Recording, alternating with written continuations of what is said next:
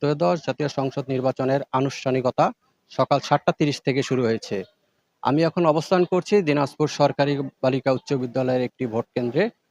সকাল থেকে ভোটারদের উপস্থিতি লক্ষ্য করা যাচ্ছে এই কেন্দ্রে। এই কেন্দ্রের যদি ভোটার সংখ্যা একটু আপনাকে জানিয়ে রাখি, এই কেন্দ্রের ভোটার সংখ্যা ৩৮৩২ জন। পুরুষ ও নারীদের আলাদা, আলাদা লাইন দেখা যাচ্ছে এখানে। ভোট গ্রহণও চলছে যে শান্তিপূর্ণভাবে। আইন শৃঙ্খলা বাহিনী, সেনাবাহিনীর সদস্যরা দায়িত্ব পালন করছেন।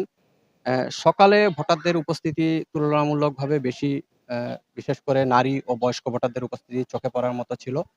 অনেকেই বলছেন তারা উৎসবমুখর পরিবেশে ভোট প্রদান করছেন। কেন্দ্রের চারপাশে পুলিশ, আনসারসহ অসংখ্য আইনশৃঙ্খলা বাহিনী সদস্য মোতায়েন রয়েছে। এখন পর্যন্ত কোনো আপত্তিকর ঘটনা খবর পাওয়া যায়নি। কয়েকজন ভোটারের সাথে কথা বলেছি। তারা জানালেন শান্তিপূর্ণভাবে ভোট দিতে পেরেছেন তারা। ভোট গ্রহণের গতি স্বাভাবিক রয়েছে।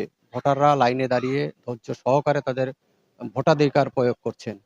সব মিলিয়ে এ কেন্দ্রের পরিস্থিতি শান্ত ও স্বাভাবিক রয়েছে। Mizanur Rahman Pappu, RC TV, Dinajpur.